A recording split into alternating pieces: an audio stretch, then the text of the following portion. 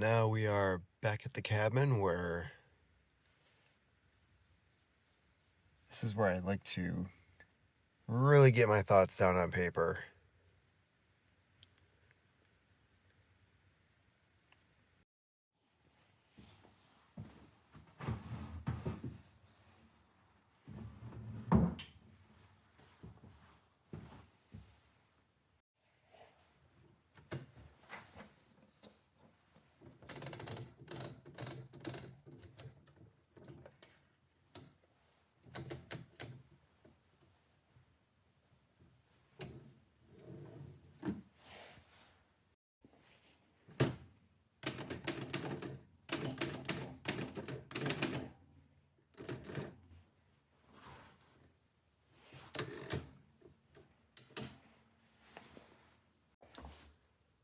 I bought this Burroughs at an estate sale. Bought this at an estate sale in Cadillac. And the thing with this typewriter is that it was made in Detroit. The company didn't last long, although I will say this is probably one of the finest machines for that time period. This was the 1930s, 20s. I'm gonna guess the 20s because I'd have to look up the actual serial number, but the glass keys, I mean, everything about it screams before World War II. The design itself is very similar to like the Underwoods that you would find you could find them anywhere. There were tens of millions of them made. However, the Burroughs, I will say, was just built phenomenally better than the Underwood. And this one that I had found, it was in a basement. I remember seeing the picture of it in the email that I got about the estate sale and go there. Apparently, I was the only one that even looked at it. So I went there strictly to buy this typewriter. And out of all the other typewriters I have, this is the one I am probably the proudest of. After this, it would be the Underwood 4-bank, which I particularly like because it's just as well made, 1920s. It's the same model that Jack Kerouac typed out on the road with his teletype paper. But no, this machine, they don't make anything like this anymore. And whoever owned it took really good care of it because even the rubber itself, the platen, hasn't dried out at all. This is what I like to write on. The Burroughs is not named after Edgar Rice Burroughs or the Burroughs of Naked Lunch. It's somebody else entirely different who came up with this machine. And they were probably a busy man. But you've got these chrome parts that still keep their shine, rubber handles that you can grip. The machine easily comes apart, easy to install new ribbon.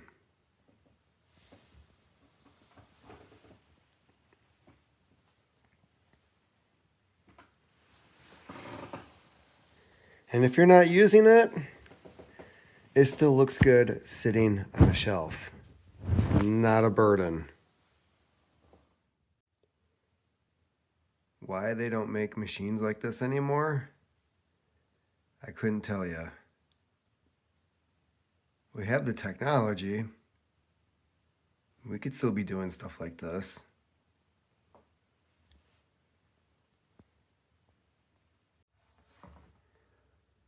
The busy man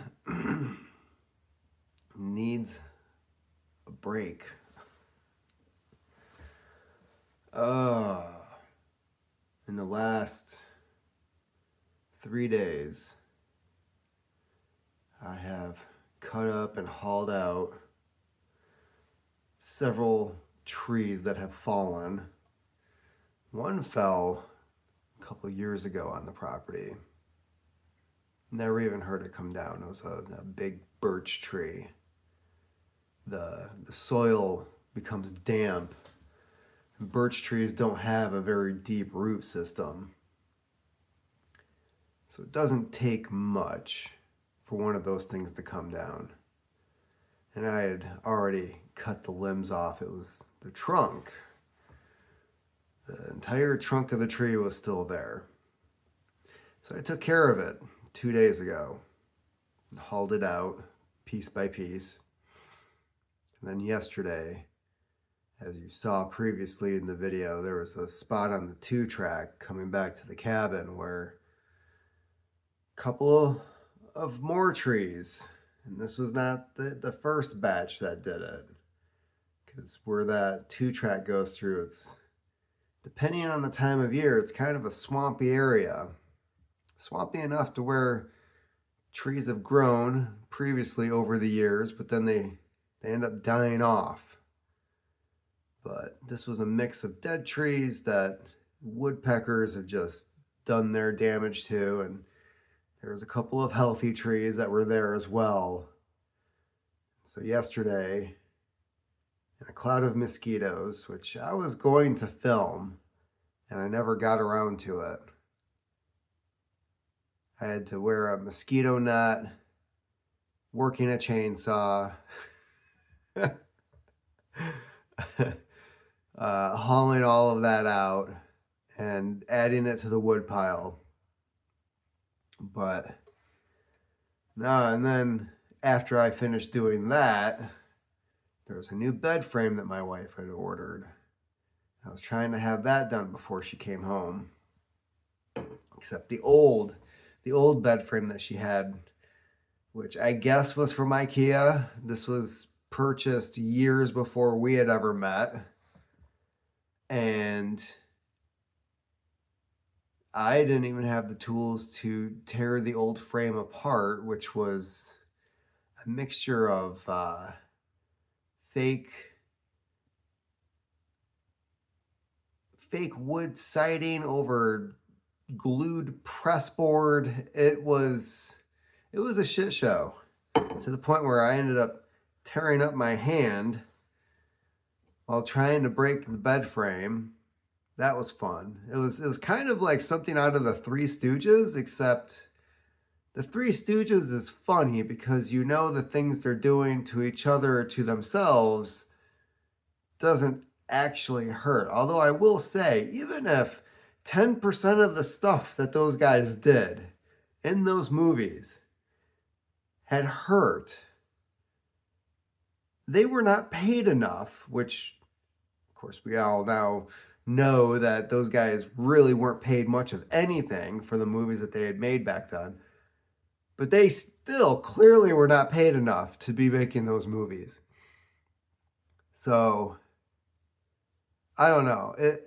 Between all of that, between going running for 2 days, which at the time seemed like a good idea, except my legs have been telling me maybe day 2 was a bit much. First day, I went running. I went down the road to a certain point, and I measured this all later on Google. And the first day was a 2-mile run. And then the second day, I decided I was going to go down to the lake, where my wife and kids were on the little beach that's by the lake by our house. So I ran down there, which ended up being a 4-mile run. And yeah, ever since then, so that was Monday. I believe that was Monday. Today is Wednesday. So the last 2 days, I have just been, the act of walking has become like a new exercise, a new sport for me, I guess. With legs that are telling me, yeah, these muscles, you've been lifting weights with them. Perhaps this was a bit much. So I've been playing with this idea of what I call the busy man, which is clearly what I've been this year. And I've been asking this question about happiness, and Van Neistat, if you're familiar with his channel, cool. If not, you should go check it out. He said something that caught my attention the other day, and his videos span a couple of years now. He really kicked off his channel in 2020, so there's 4 years of footage that I've been going through. And he said that happiness really isn't the answer to anything. It's purpose. Like, you can have a happy moment. You're not going to be happy.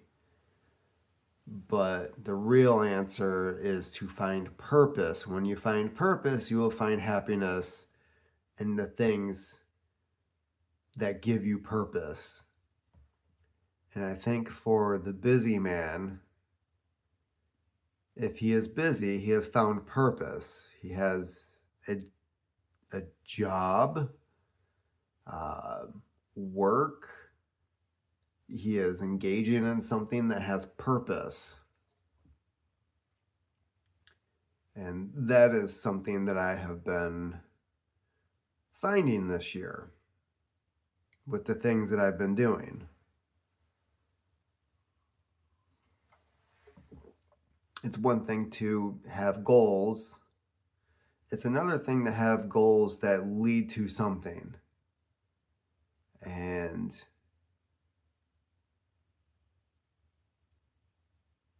I guess that is something that has been lacking. I've been reading all these books and trying to find side purpose for that, doing reviews, listing it on Goodreads. Something else that's been coming up in other channels is reading about things that you can implement in your own life. And a lot of these people are talking about like financial books and things of that nature, or books that teach you about hobbies or certain things in your career. And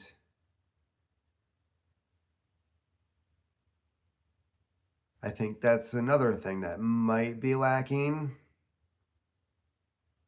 Don't know. Seems like the more I go on this journey, the more questions I have than answers I'm receiving. On a side note, I have not had alcohol since the beginning of the year, the first of the year. And come to find out, Joe Rogan recently has also stopped drinking. And he came up with a very great analogy for what it feels like after you stop. Not immediately afterwards, but you come to notice it later on. Kind of like moments like this, where he said it's like swimming in a pool and you get water clogged up in your ear. And the water doesn't go away, but your mind and your body just kind of adapts to it being there. And then hours or days later, and I remember this in high school because I was on the swim team, it could be days later where all of a sudden you feel that pop and there's that gurgle, and then all of a sudden it's like a wall comes down in your ear and you're hearing things that you weren't able to hear before. And you're like, oh, this is what this is supposed to be like. because you had gotten so used to the way things were beforehand. Uh, that's kind of that is a great analogy for what it is like to stop drinking. I don't know about other drugs. Um,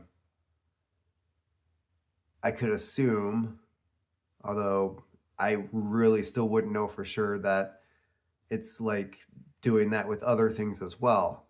But no, I sleep better. Workout recovery is a lot quicker. Uh, Lost weight. Mornings go a heck of a lot easier. That's probably tied into the whole sleeping better thing. And the thing is, it was only occasionally, and we're talking like once every couple of weeks, where I would have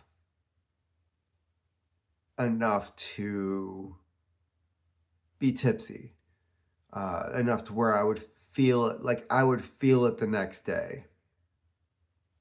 However, I will say, cutting out alcohol altogether, like even a glass of wine in the evening to take the edge off, was obviously still affecting me too. Who knew? So this idea of the busy man, this is something I will be tinkering around with, kind of knocking around in my head to see if it takes me anywhere. But today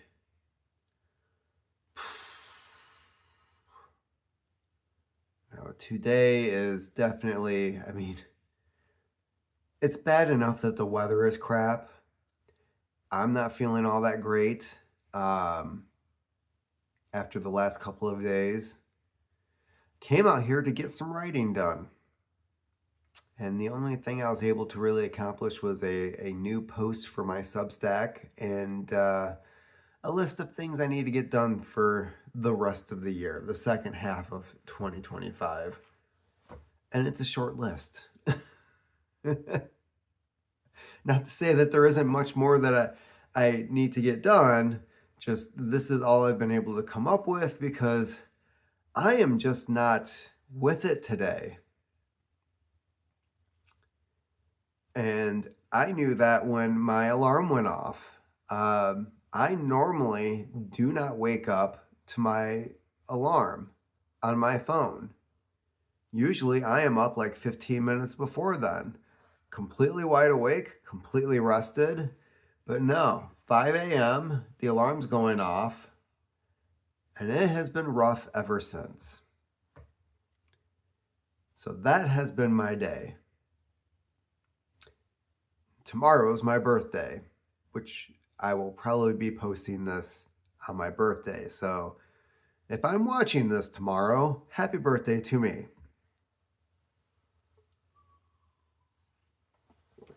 And if you're wondering, I don't have any plans at all. I will be going to work in the morning. I will be coming home. I will probably be picking up my kids from school in the afternoon. And as for tomorrow evening, no idea. But in the meantime, that is it for me today. Keep on typing.